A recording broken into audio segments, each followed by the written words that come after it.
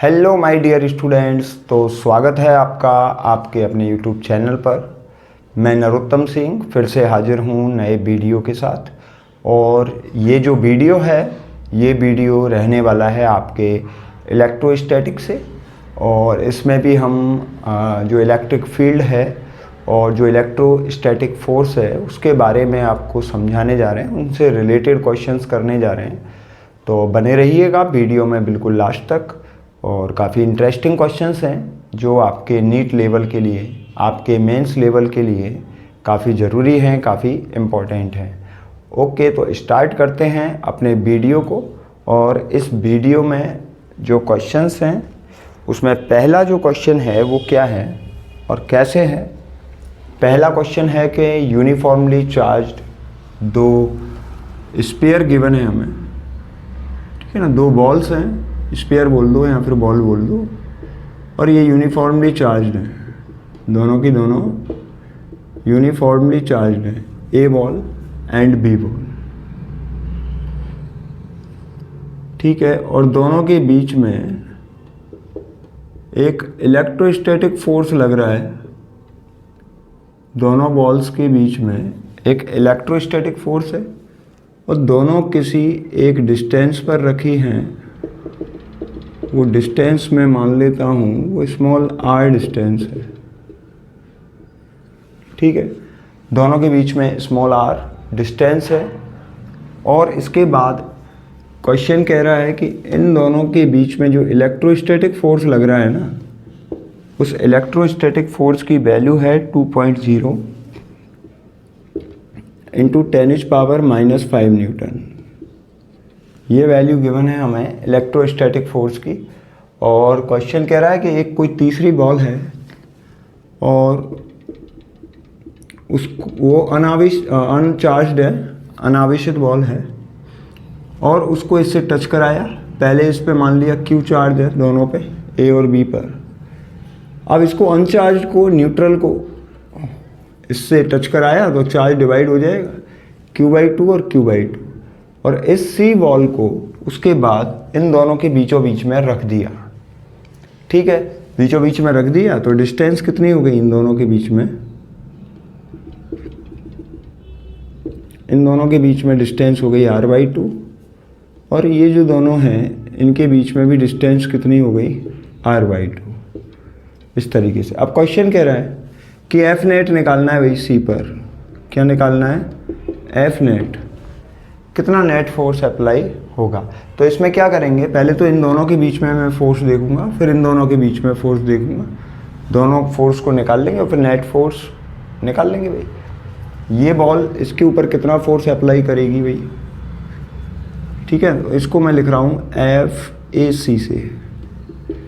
क्या लिखा जाएगा? कि Q1 कितना है? Q/2। Q1 Q2 कितना है? Q/2 है। और ये जो वैल्यू है FE, ये कितनी है? ये है KQ Q/r² की वैल्यू है। मतलब किसकी? KQ² r² की वैल्यू इतनी है हमारे पास, क्योंकि इन दोनों के बीच का फोर्स है, ठीक है। इसके और इसके बीच का फोर्स है। और जो डिस्टेंस है दोनों के बीच में वो स्मॉल r थी, इसलिए स्मॉल r लिख के और Q लिख के दोनों के चार्ज की वैल्यू और ये इसके इक्वल कर दिया। KQ²/r² किसके इक्वल है? वो है 2.0 इंटू 10⁻⁻5 के इक्वल है। अब A और C के बीच में निकाल रहे हैं, दोनों का चार्ज पुट कर दिया और दोनों के बीच की डिस्टेंस वो भी कितनी है? r/2 और उसका स्क्वायर कर दिया। कितना हो गया भाई? ये हो जाएगा KQ²/4, ठीक है। KQ²/4 हो गया और ये होगा r²/4। हाँ, 4/r², 4/r², 4 to 4 कैंसिल हो जाएगा। तो ये आएगा भाई KQ²/r²। इन दोनों के बीच में इतना ही फोर्स लगेगा जितना पहले लग रहा था, 2.0 इंटू 10⁻⁻5। अब बात करते हैं C और B के बीच में। तो फोर्स B और C के बीच में क्या रहने वाला है?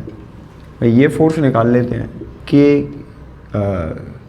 बी का तो है चार्ज Q, ठीक है, और C का है Q/2, ये लिख दिया। दोनों के बीच में डिस्टेंस वही रखना है R/2 और उसका होल स्क्वायर। क्या बनेगा भाई? ये बनेगा KQ²/2 इंटू 4/R²। ये होगा 2 से 2 टाइम कैंसिल, कितना होगा? ये बन जाएगा 2KQ²/R²। ये फोर्स लगेगा B और C के बीच में। एक फोर्स लग गया A और C के बीच में, एक फोर्स लग गया B और C के बीच में। इसके बाद हमें निकालना है C पर नेट फोर्स निकालना है। तो भाई दोनों फोर्स की डायरेक्शन एक दूसरे के अपोजिट होगी। दोनों फोर्सेज की डायरेक्शन क्या रहेगी? एक दूसरे के अपोजिट रहेगी, ठीक है। अब A के कारण जो C पर फोर्स लग रहा है और एक B के कारण जो C पर लग रहा है वो ग्रेटर है B के कारण जो C पर लगेगा, ठीक है। तो F नेट क्या बनेगा भाई? ज़्यादा वाले फोर्स में से कम वाला फोर्स घटा दीजिए, तो FVC माइनस FAC को घटा देंगे तो बचा हुआ फोर्स लगेगा, और इस फोर्स की डायरेक्शन होगी A की तरफ, क्योंकि B लगाएगा इधर की तरफ फोर्स लगाएगा, इसलिए डायरेक्शन A की तरफ होगी। क्या बनेगा? 2KQ² माइनस KQ² सब्सट्रैक्ट करेंगे इसमें तो KQ² आएगा, जिसकी वैल्यू किसके इक्वल होती है भाई? 2.0 कितनी आ जाएगी? 2.0 इंटू 10⁻⁻5 न्यूटन, ठीक है। और डायरेक्शन क्या आ गई? डायरेक्शन आ गई टूवर्ड्स द ए की तरफ। करना क्या है? स्क्रीनशॉट लेना है, फिर नेक्स्ट क्वेश्चन पे चलते हैं।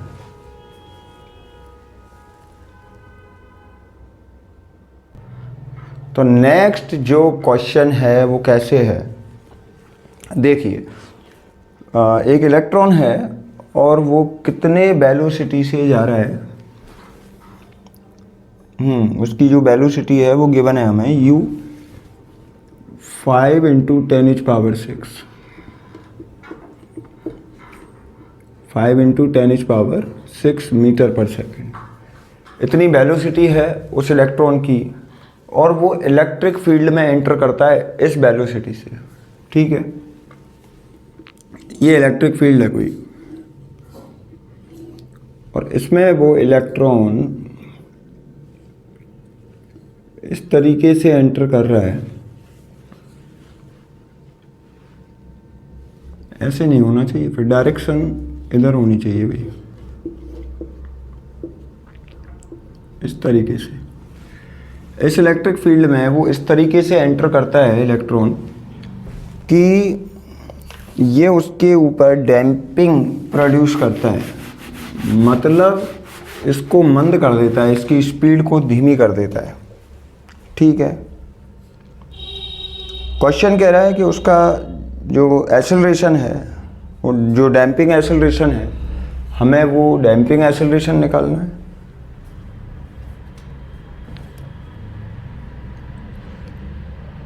ठीक है,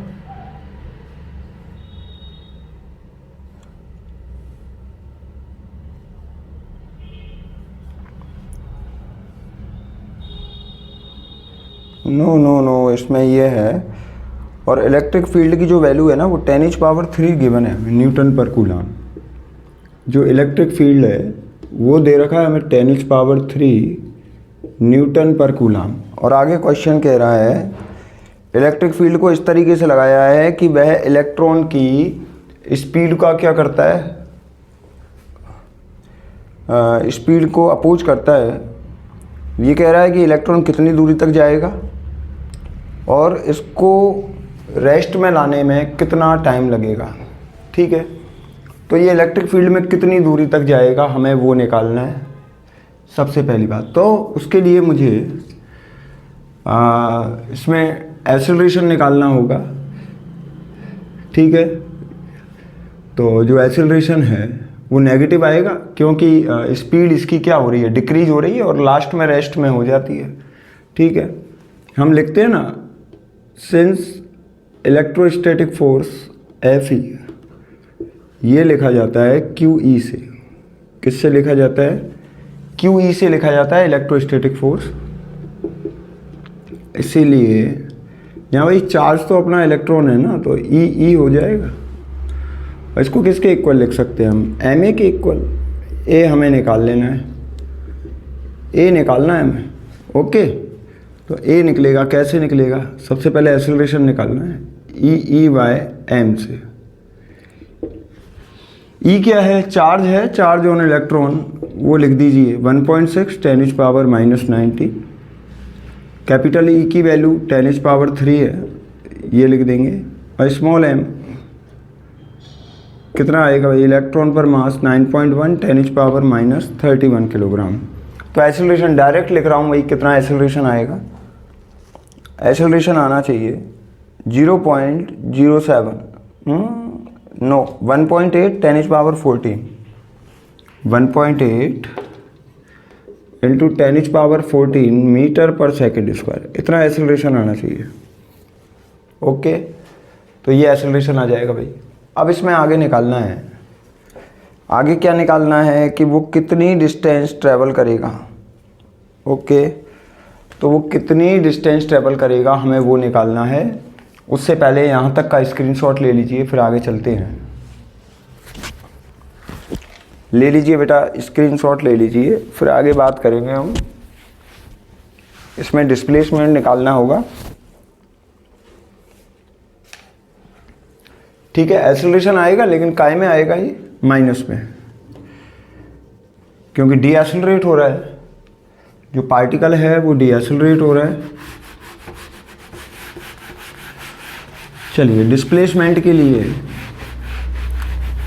मैं इक्वेशन ऑफ मोशन काम में लेने वाला हूँ।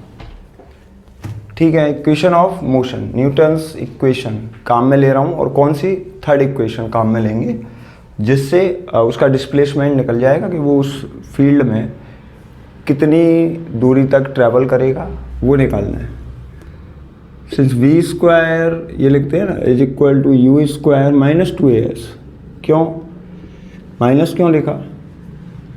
माइनस, चलो इसको प्लस में लिख देता हूँ, फिर माइनस में लिख देंगे। नेगेटिव आया ना एक्सेलरेशन, इसलिए।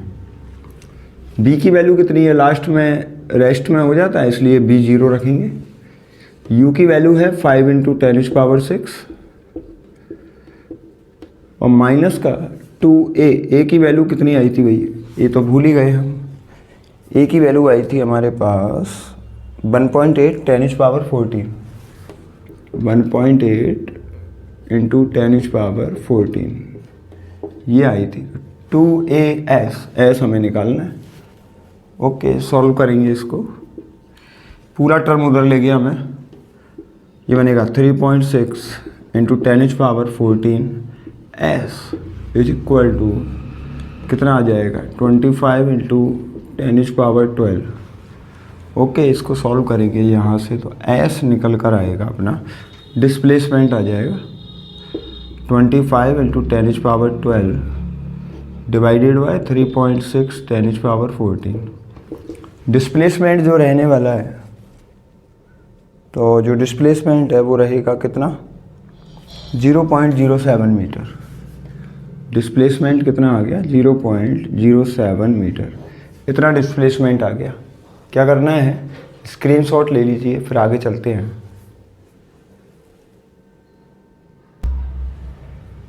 तो बेटा लोग, हमारे पास एक तो आ गया एक्सेलरेशन, ठीक है, और एक आ गया डिस्प्लेसमेंट। दोनों चीज़ें आ गई है, उसके लिए टाइम निकालना है बस। सो टाइम क्या बनेगा भाई? टाइम निकालना है ना, तो हम लिखते हैं भाई, फर्स्ट इक्वेशन लिखते हैं। Since v is equal to u + at लिखा जाता है। यहाँ से टाइम निकाल सकते हैं। b जो फाइनल वेलोसिटी है वो कितनी है? 0 है। और इनिशियल जो वेलोसिटी हम लिख रहे हैं वो लिख रहे हैं 5 × 10⁻6, 5 × 10⁻6 ये लेके चल रहे हैं। 5 ही है ना? ओके, 5 है। और a की वैल्यू वो माइनस में लिखी थी 1.8 और समथिंग थी कुछ, 1.8 10⁻14 ये थी। तो यहाँ एक ही जगह लिखा 1.8 इंटू 10⁻14 और इंटू में लिख दिया टी। क्या रहने वाला है भाई, इसको इधर ले जाऊँ। 1.8 10⁻14 T is equal to 5 into 10⁻6 आ गया। यहाँ से टाइम निकल जाएगा। इतनी डिस्टेंस ट्रेवल करने में जो टाइम लगेगा वो कितना लगेगा, 5 इंटू 10⁻6 1.8 10⁻14 टी कितना आ जाएगा, 2.9 10⁻⁻8। तो डिवाइड करेंगे तो कितना आएगा, 2.9 10⁻⁻8 2.9 इंटू 10⁻⁻8 सेकेंड। इतने टाइम में वो जो इलेक्ट्रॉन है वो क्या हो जाएगा, वो उसकी जो वेलोसिटी है वो 0 हो जाएगी, मतलब वो रेस्ट में आ जाएगा भाई। इलेक्ट्रिक फील्ड में भेजा, जैसे फायर करते हैं ना, फायर किया किसी गन से और बुलेट जाकर एकदम से रुक गई, उसी तरीके की ये कुछ इमेजिनेशन है जो आप अपने दिमाग में करके और इनको समझ सकते हो। ओके, आगे चलते हैं नेक्स्ट क्वेश्चन में। लेकिन उस नेक्स्ट क्वेश्चन पर जाने से पहले इसका स्क्रीनशॉट ले लीजिए।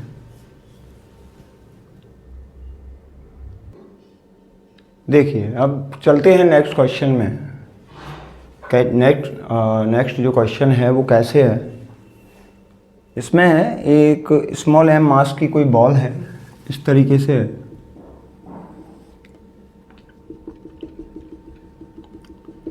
क्वेश्चन कह रहा है कि स्मॉल एम मास की बॉल है और वो एक स्प्रिंग से सस्पेंडेड है और इलेक्ट्रिक फील्ड ई में लटकी हुई है। इस पर जो इलेक्ट्रिक फील्ड है वो कितना लग रहा है, वो ई लग रहा है। मतलब इस तरीके से होगा भाई इलेक्ट्रिक फील्ड,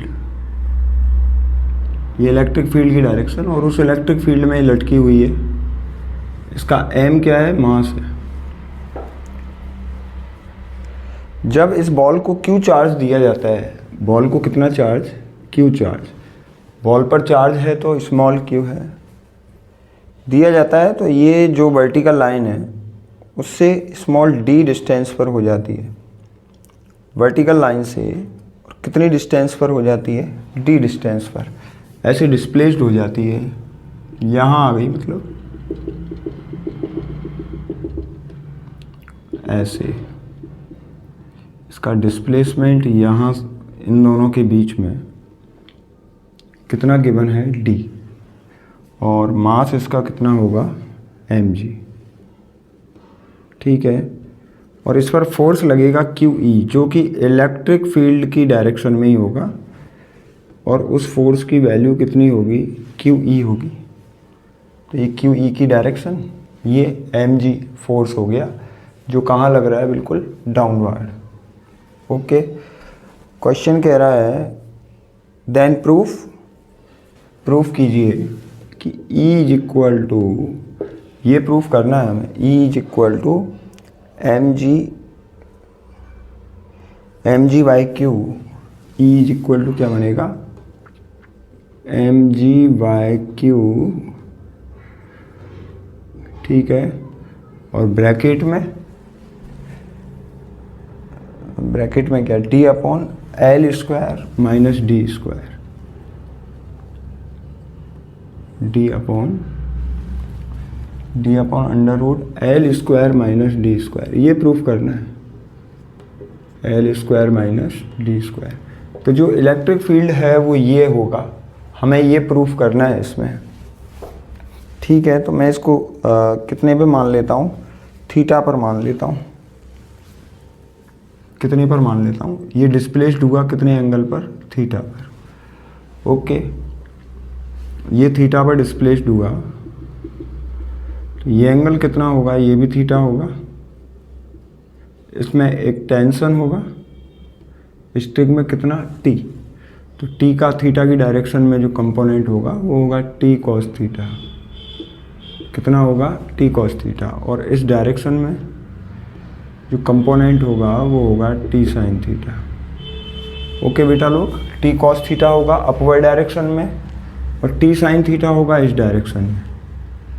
ठीक है, तो हम क्या लिख सकते हैं भाई, यहाँ से अगर बैलेंसिंग में करें सारे फोर्स को तो क्यू ई के just opposite T sine theta है, तो टी साइन थीटा ये किसके इक्वल बनेगा, T sine theta is equal to Q E ये बनेगा, और टी कॉस थीटा बनेगा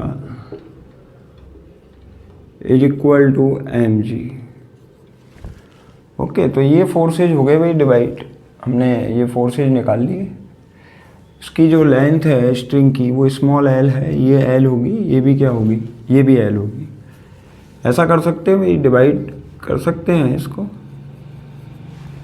M G by Q equation second divided by equation first. ठीक है, इक्वेशन सेकेंड को इक्वेशन फर्स्ट से डिवाइड किया तो क्या आएगा भाई, ये आएगा, इक्वेशन सेकेंड को किया टी कॉस, ऐसा करते हैं इक्वेशन फर्स्ट को डिवाइड करते हैं इक्वेशन सेकेंड से और इजी हो जाएगा, T sine theta upon T cos theta ये बनेगा, इधर से Q E by M G ये हो जाएगा Q E by M G. ठीक है बेटा लोग, तो ये आ गया Q E by M G. चाहो तो साइन थीटा यहाँ से लिख सकते हो आप, और कॉस थीटा की वैल्यू भी इस राइट एंगल ट्राइंगल से लिख सकते हो, फिर उसके बाद डिवाइड कर सकते हो। अब भाई T to T cancel, tan theta किसके इक्वल आएगा, tan theta is equal to Q E by M G, Q E by M G. तो ई कितना आ गया भाई, ई निकालना है ना हमें, तो ई क्या बनेगा, तो देन ई के M G upon Q E, M G upon Q ये उधर पहुंच जाएगा, M G upon Q tan theta ये आ जाएगा, M G upon Q tan theta ये आ गया। ठीक है, अब टेन थीटा की वैल्यू रखनी है हमें, बस टेन थीटा की वैल्यू क्या रखोगे बताओ,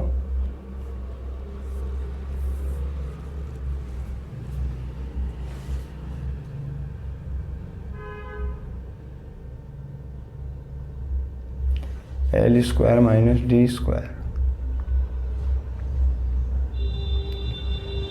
L square minus D square.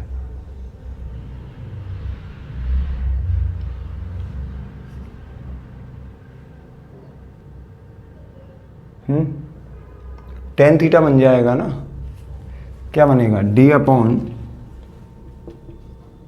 E is equal to M G upon Q, ये बनेगा डी अपॉन और under root L square minus D square. हो गया प्रूफ। ये लो बेस निकाल लेंगे भाई, बेस। ठीक है, बेस की वैल्यू ये हमें गिवन नहीं है, ये हमें एल गिवन है, बेस की वैल्यू निकाल लेंगे D upon L square minus D square. इस तरीके से क्वेश्चन आपका सॉल्व हो जाएगा। बेस की वैल्यू लिखी है हमने L square minus D square. Okay, तो उम्मीद करता हूँ बेटा आपको ये क्वेश्चन अच्छे से समझ में आया होगा। इसका स्क्रीनशॉट ले लीजिए।